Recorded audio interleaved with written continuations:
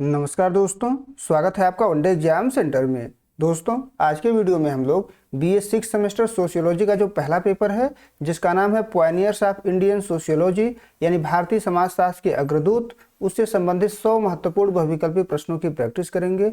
ये प्रश्न परीक्षा में बार बार पूछे जाने वाले प्रश्न हैं, तो परीक्षा देने जाने से पहले इन प्रश्नों को जरूर देख करके जाइएगा।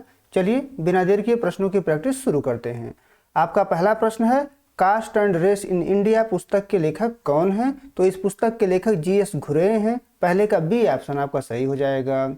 दूसरा प्रश्न है, इसमें आपसे पूछा गया है कि GS घुरे को किस नाम से जाना जाता है? तो GS घुरे को भारतीय समाजशास्त्र का पिता कहा जाता है। दूसरे का बी ऑप्शन आपका सही हो जाएगा। तीसरा प्रश्न देख लेते हैं। इसमें आपसे पूछा गया है कि घुरे ने जाति की कितनी मुख्य विशेषताएं बताई हैं? तो घुरे ने जाति की जो है कुल 6 मुख्य विशेषताएं बताई हैं। तीसरे का सी ऑप्शन आपका सही हो जाएगा। आगे बढ़ते हैं, चौथा प्रश्न देख लेते हैं। इसमें आपसे पूछा गया है कि भारतीय साधु पर विस्तृत अध्ययन किसने किया? तो भारतीय साधु पर विस्तृत अध्ययन GS घुरे के द्वारा किया गया है। बी ऑप्शन आपका चौथे का सही हो जाएगा। पांचवा प्रश्न देख लेते हैं। इसमें आपसे पूछा गया है कि कास्ट, क्लास एंड ऑक्यूपेशन किसकी कृति है? तो यह जो कृति है यह GS घुरे की कृति है। ए ऑप्शन आपका पांचवे का सही हो जाएगा। छठा प्रश्न देख लेते हैं। इसमें आपसे पूछा गया है कि DN मजुमदार ने जाति को क्या माना है? तो DN मजुमदार ने जाति को एक बंद वर्ग माना हुआ है। बी ऑप्शन आपका छठे का सही हो जाएगा। सातवां प्रश्न देख लेते हैं। इसमें आपसे पूछा गया है कि caste and communication in an Indian village के लेखक कौन हैं? कौन इस पुस्तक के रचयिता हैं? तो DN मजुमदार के द्वारा इस पुस्तक की रचना की गई थी। बी ऑप्शन आपका सातवें का सही हो जाएगा। आठवां प्रश्न देख लेते हैं। इस प्रश्न में आपसे पूछा गया है कि मजुमदार ने जनजातियों के लिए किस शब्द का प्रयोग किया है? तो मजुमदार के द्वारा भी जनजातियों के लिए पिछड़े हिंदू शब्द का प्रयोग किया गया है। मूल रूप से इस शब्द का प्रयोग GS घुरे के द्वारा किया गया था, लेकिन मजुमदार के द्वारा भी इसका समर्थन किया गया था। तो डी ऑप्शन आपका आठवें का सही हो जाएगा। नौवां प्रश्न देख लेते हैं। इसमें आपसे पूछा गया है कि जनजातीय एकीकरण का मुद्दा प्रमुखता से किसने उठाया? तो जनजातीय एकीकरण का जो मुद्दा है वो प्रमुखता से DN मजुमदार के द्वारा उठाया गया था। ए ऑप्शन आपका 9वें का सही हो जाएगा। 10वां प्रश्न देख लेते हैं। इसमें आपसे पूछा गया है कि मजुमदार ने किस विश्वविद्यालय में समाजशास्त्र विभाग की स्थापना की? तो लखनऊ विश्वविद्यालय में इनके द्वारा समाजशास्त्र विभाग की स्थापना की गई थी। बी ऑप्शन आपका 10वें का सही हो जाएगा। 11 नंबर प्रश्न देख लेते हैं। इसमें आपसे पूछा गया है कि the social structure of values पुस्तक किसने लिखी? तो इस पुस्तक के रचयिता राधा कमल मुखर्जी हैं। बी ऑप्शन आपका 11 का सही हो जाएगा। 12 नंबर प्रश्न देख लेते हैं। इसमें आपसे पूछा गया है कि सामाजिक पारिस्थितिकी की अवधारणा किसने दी? तो सामाजिक पारिस्थितिकी की जो अवधारणा है वो राधा कमल मुखर्जी के द्वारा दिया गया है। बी ऑप्शन आपका 12 का सही हो जाएगा। आगे बढ़ते हैं, 13 नंबर प्रश्न देख लेते हैं। मुखर्जी के अनुसार मूल्यों के कितने स्तर होते हैं? तो मुखर्जी का मानना है कि मूल्यों के कुल 3 स्तर होते हैं। बी ऑप्शन आपका 13 का सही हो जाएगा। आगे बढ़ते हैं, 14 नंबर प्रश्न है, राधा कमल मुखर्जी ने मूल्य को क्या माना है? तो राधा कमल मुखर्जी ने मूल्य को सामाजिक मानक और लक्ष्य माना हुआ है। सी ऑप्शन आपका 14 का सही हो जाएगा। 15 नंबर प्रश्न है, रीजनल सोशियोलॉजी पुस्तक के लेखक कौन हैं? तो रीजनल सोशियोलॉजी पुस्तक के लेखक राधा कमल मुखर्जी हैं। बी ऑप्शन आपका 15 का सही हो जाएगा। 16 नंबर प्रश्न है, मुखर्जी के अनुसार मनुष्य की सबसे उच्च कोटि की आवश्यकता क्या है? तो आध्यात्मिक या मूल्यपरक आवश्यकता मनुष्य की सबसे उच्च कोटि की आवश्यकता है। सी ऑप्शन आपका 16 का सही हो जाएगा। 17 नंबर प्रश्न है, the dynamics of a rural society किसकी रचना है? किसके द्वारा इसकी रचना की गई है? तो राधा कमल मुखर्जी के द्वारा की गई है। बी ऑप्शन आपका 17 का सही हो जाएगा। 18 नंबर प्रश्न है, मुखर्जी ने समाज को क्या माना है? तो मुखर्जी ने समाज को मूल्यों का एक संघात माना हुआ है। बी ऑप्शन आपका 18 का सही हो जाएगा। 19 नंबर प्रश्न है, मुखर्जी ने किस पर बल दिया? मुखर्जी के द्वारा किस पर बल दिया गया है? तो मानवतावाद और मूल्यों पर बल दिया गया है। बी ऑप्शन आपका 19 का सही हो जाएगा। 20 नंबर प्रश्न है, राधा कमल मुखर्जी का संबंध किस घराने से है? तो इनका लखनऊ घराने से संबंध है। ए ऑप्शन आपका 20वें का सही हो जाएगा। 21 नंबर प्रश्न है, DP मुखर्जी स्वयं को क्या कहना पसंद करते थे? तो DP मुखर्जी स्वयं को मार्कलाजिस्ट कहना पसंद करते थे। बी ऑप्शन आपका 21 का सही हो जाएगा। 22 नंबर प्रश्न देख लेते हैं। इसमें आपसे पूछा गया है कि मुखर्जी के अनुसार भारतीय समाज का अध्ययन करने के लिए किसका ज्ञान अनिवार्य है? तो इनका मानना था कि भारतीय समाज का अध्ययन करने के लिए परंपराओं का ज्ञान होना अनिवार्य है। 22 का डी ऑप्शन आपका सही हो जाएगा। आगे बढ़ते हैं, 23 नंबर प्रश्न देख लेते हैं। इसमें आपसे पूछा गया है कि डाइवर्सिटीज पुस्तक के लेखक कौन हैं। तो डाइवर्सिटीज पुस्तक के लेखक डीपी मुखर्जी हैं। बी ऑप्शन आपका 23 का सही हो जाएगा। 24 नंबर प्रश्न है, भारतीय परंपराओं में परिवर्तन के द्वंद्व का सिद्धांत किसने दिया। तो परिवर्तन के द्वंद्व का जो सिद्धांत है वो डीपी मुखर्जी के द्वारा दिया गया है। बी ऑप्शन आपका 24 का सही हो जाएगा। 25 नंबर प्रश्न है, मॉडर्न इंडियन कल्चर किसकी रचना है। तो मॉडर्न इंडियन कल्चर जो है डीपी मुखर्जी के द्वारा लिखा गया है। सी ऑप्शन आपका 25 का सही हो जाएगा। 26 नंबर प्रश्न है, डीपी मुखर्जी ने भारतीय समाज के अध्ययन के लिए किस पद्धति को अपनाया हुआ है। तो ऐतिहासिक द्वंद्वात्मकता पद्धति को अपनाया हुआ है, जो मार्क्सवाद के अंतर्गत आता है। बी ऑप्शन आपका 26 का सही हो जाएगा। 27 नंबर प्रश्न है, मुखर्जी के अनुसार भारतीय संस्कृति की प्रकृति कैसी है।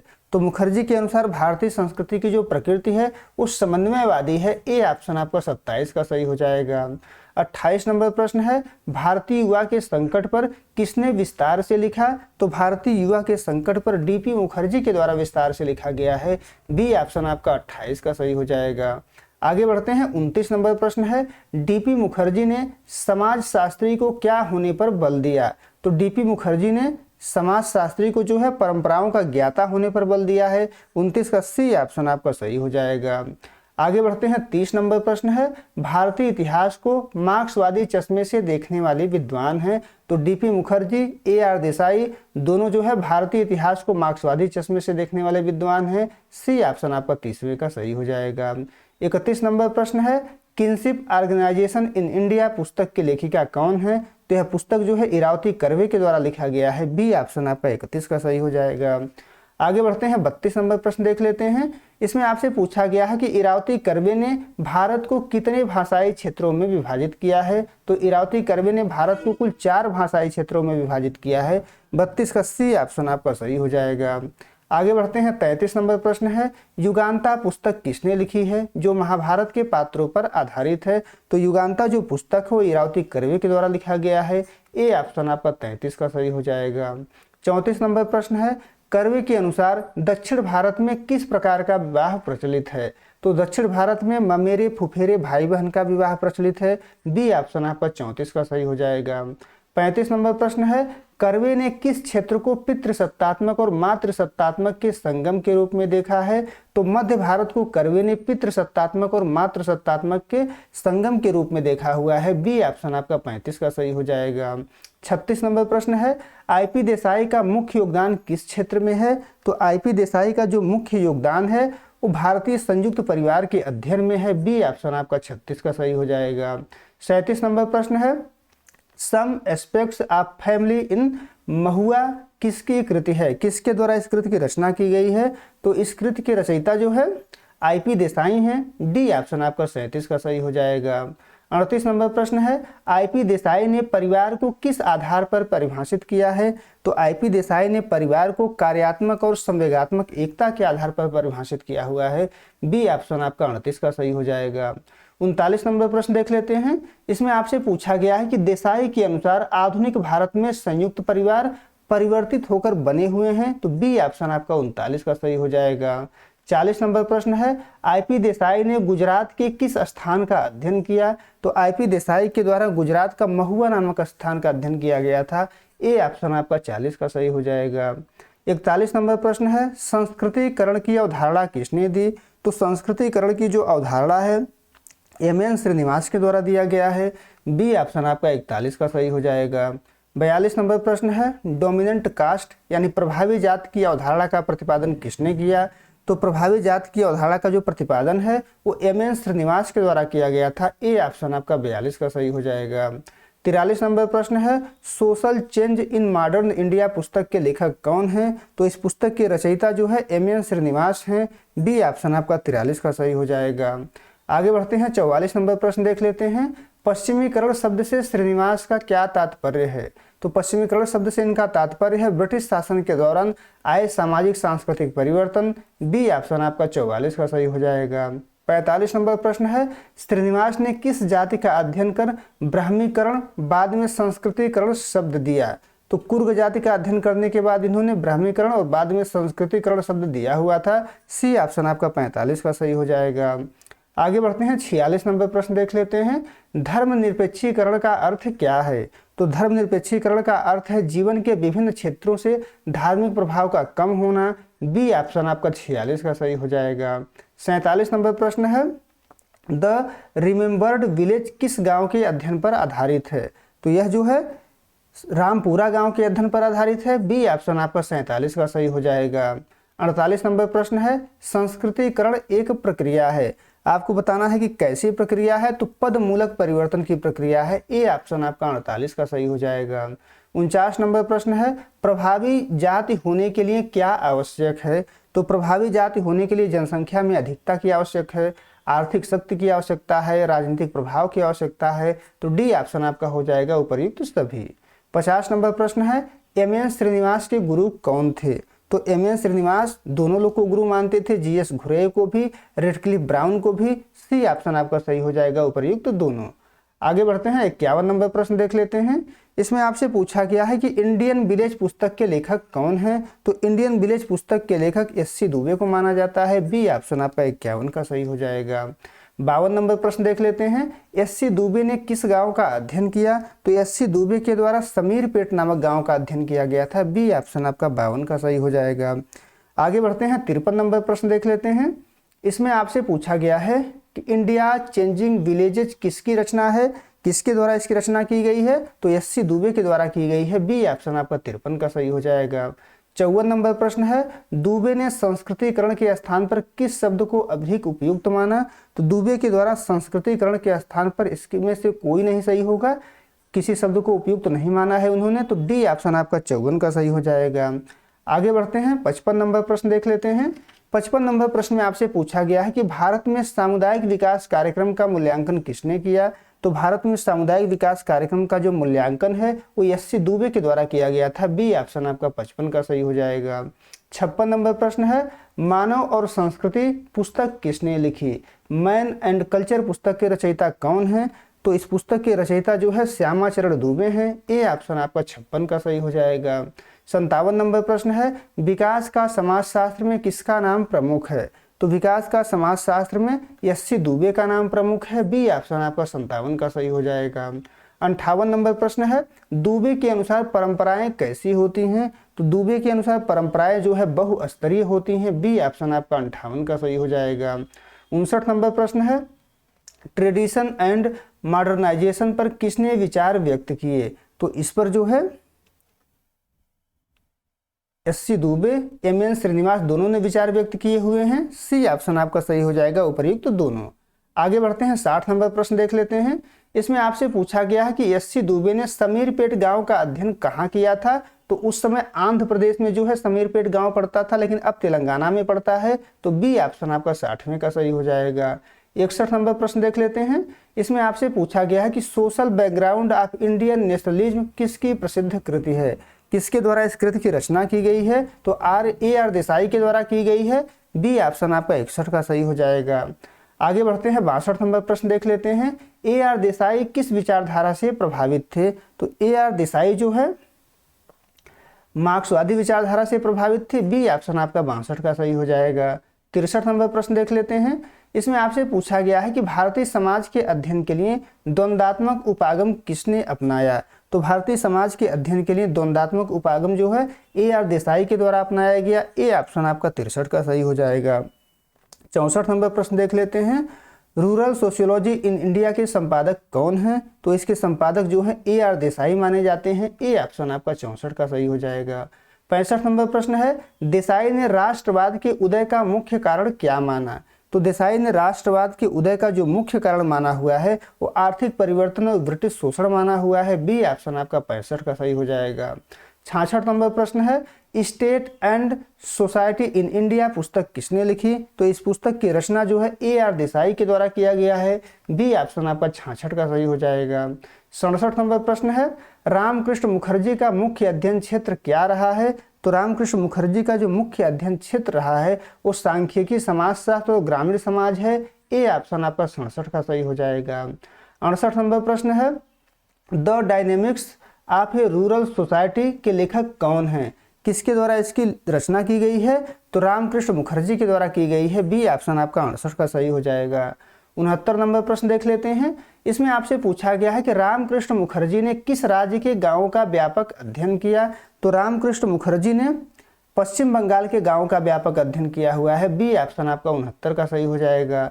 70 नंबर प्रश्न है, कृषि वर्ग संरचना की गतिशीलता का अध्ययन किसने किया? तो कृषि वर्ग संरचना की गतिशीलता का अध्ययन जो है रामकृष्ण मुखर्जी और AR देसाई दोनों के द्वारा किया गया है। सी ऑप्शन आपका सही हो जाएगा, उपर्युक्त दोनों। आगे बढ़ते हैं, 71 नंबर प्रश्न देख लेते हैं। देसाई के अनुसार भारतीय संविधान का स्वरूप क्या है? तो देसाई के अनुसार भारतीय संविधान का स्वरूप जो है बुर्जुआ है, यानी उच्च वर्ग के लोगों के लिए है। बी ऑप्शन आपका 71 का सही हो जाएगा। आगे बढ़ते हैं, 72 नंबर प्रश्न देख लेते हैं। रामकृष्ण मुखर्जी ने समाजशास्त्र में किसके उपयोग पर बल दिया? तो रामकृष्ण मुखर्जी ने समाजशास्त्र में अनुभवजन्य डेटा और सांख्यिकी के उपयोग पर बल दिया हुआ है। बी ऑप्शन आपका 72 का सही हो जाएगा। 73 नंबर प्रश्न देख लेते हैं। कास्ट, क्लास एंड पावर पुस्तक के लेखक कौन हैं? तो इस पुस्तक की रचना जो है आंद्रे बेतेइले के द्वारा किया गया है। बी ऑप्शन आपका 73 का सही हो जाएगा। आगे बढ़ते हैं, 74 नंबर प्रश्न देख लेते हैं। आंद्रे बेतेइले ने किस गांव का अध्ययन किया? तो इनके द्वारा श्रीपुरम गांव का अध्ययन किया गया था। ए ऑप्शन आपका 74 का सही हो जाएगा। आगे बढ़ते हैं, 75 नंबर प्रश्न देख लेते हैं। बेतेइले के अनुसार समाज में शक्ति अब जाति से हटकर कहाँ जा रही है? तो समाज में शक्ति अब जाति से हटकर राजनीतिक दलों और पंचायतों की ओर जा रही है। बी ऑप्शन आपका 75 का सही हो जाएगा। 76 नंबर प्रश्न देख लेते हैं। इसमें आपसे पूछा गया है कि इनइक्वलिटी एंड सोशल चेंज किसकी रचना है? तो यह जो है आंद्रे बेतेइले की रचना है। सी ऑप्शन आपका 76 का सही हो जाएगा। 77 नंबर प्रश्न है, बेतेइले ने समाज को समझने के लिए किस विद्वान के त्रिपक्षीय मॉडल का प्रयोग किया? तो जो है मैक्स वेबर के त्रिपक्षीय मॉडल का प्रयोग इनके द्वारा किया गया है। बी ऑप्शन आपका 77 का सही हो जाएगा। 78 नंबर प्रश्न है, कृषि संरचना पर बेतेइले के विचार किस पर केंद्रित हैं? तो कृषि संरचना पर बेतेइले के जो विचार हैं वो भूमि मालिक, बटाईदार और खेतीहर मजदूर के संबंधों पर केंद्रित हैं। बी ऑप्शन आपका 78 का सही हो जाएगा। 79 नंबर प्रश्न है, बेतेइले ने आधुनिक भारत में किसे नया वर्ग माना है? तो मध्यम वर्ग को बेतेइले ने आधुनिक भारत में नया वर्ग माना हुआ है। बी ऑप्शन आपका 79 का सही हो जाएगा। 80 नंबर प्रश्न देख लेते हैं। इसमें आपसे पूछा गया है कि the idea of natural inequality लेख किसके द्वारा लिखा गया है? यह लेख किसके द्वारा लिखा गया है? तो आंद्रे बेतेइले के द्वारा लिखा गया है। ए ऑप्शन आपका 80 का सही हो जाएगा। 81 नंबर पुस्तक प्रश्न है, मॉडर्नाइजेशन ऑफ इंडियन ट्रेडिशन पुस्तक के लेखक कौन हैं? तो इस पुस्तक की रचना जो है योगेंद्र सिंह के द्वारा किया गया है। बी ऑप्शन आपका 81 का सही हो जाएगा। 82 नंबर प्रश्न है, इसमें आपसे पूछा गया है कि भारत में समाजशास्त्र का अध्यापन सबसे पहले कहाँ शुरू हुआ? तो सबसे पहले बॉम्बे विश्वविद्यालय में शुरू हुआ था। 1914 में अर्थशास्त्र के साथ शुरू हुआ था। 1919 में इसको स्वतंत्र विषय के रूप में शुरू किया गया था। बी ऑप्शन आपका 82 का सही हो जाएगा। 83 नंबर प्रश्न है, होमो हायरार्कियस पुस्तक जो जाति पर आधारित है किसने लिखी? तो लुई ड्यूमो के द्वारा लिखा गया है। ए ऑप्शन आपका 83 का सही हो जाएगा। आगे बढ़ते हैं, 84 नंबर प्रश्न देख लेते हैं। इसमें आपको पूछा गया है कि पिछड़े हिंदू शब्दावली का प्रयोग जनजातियों के लिए किसने किया? तो GS घुरे के द्वारा किया गया है। ए ऑप्शन आपका 84 का सही हो जाएगा। आगे बढ़ते हैं, 85 नंबर प्रश्न देख लेते हैं। ग्रामीण समाजशास्त्र का पिता किसे कहा जाता है? तो रॉबर्ट रेडफील्ड को ग्रामीण समाजशास्त्र का पिता कहा जाता है। ए ऑप्शन आपका 85 का सही हो जाएगा। आगे बढ़ते हैं, 86 नंबर प्रश्न है, कुलीनवाद का अध्ययन किसने किया? तो कुलीनवाद का जो अध्ययन है वो राधा कमल मुखर्जी के द्वारा किया गया है। बी ऑप्शन आपका 86 का सही हो जाएगा। 87 नंबर प्रश्न देख लेते हैं। इनमें से कौन संरचनात्मक प्रकार्यात्मक विचारक हैं? कौन जो है संरचनात्मक प्रकार्यात्मक विचारक हैं? तो MN श्रीनिवास हैं। बी ऑप्शन आपका 87 का सही हो जाएगा। आगे बढ़ते हैं, 88 नंबर प्रश्न देख लेते हैं। जाति एक बंद वर्ग है, यह कथन किसका है? तो यह कथन मजुमदार एवं मदान के द्वारा कहा गया था। तो ए ऑप्शन आपका यहाँ पर सही हो जाएगा। आगे बढ़ते हैं, 89 नंबर प्रश्न देख लेते हैं। इतिहास का कूड़ेदान परंपराओं को किसने कहा? किसने परंपराओं को इतिहास का कूड़ेदान कहा हुआ है? तो DP मुखर्जी ने कहा हुआ है। ए ऑप्शन आपका 89 का सही हो जाएगा।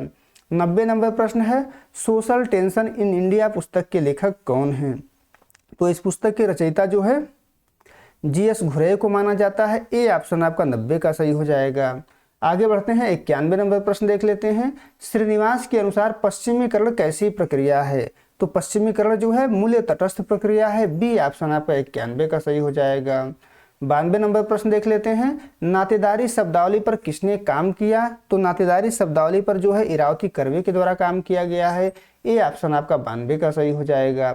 93 नंबर प्रश्न है, रूरल प्रोफाइल्स के लेखक कौन है? तो इसके लेखक जो हैं DN मजुमदार को माना जाता है। ए ऑप्शन आपका 93 का सही हो जाएगा। आगे बढ़ते हैं, 94 नंबर प्रश्न देख लेते हैं। आधुनिकीकरण का अर्थ है, आधुनिकीकरण का अर्थ है तार्किक और वैज्ञानिक दृष्टिकोण अपनाना। बी ऑप्शन आपका 94 का सही हो जाएगा।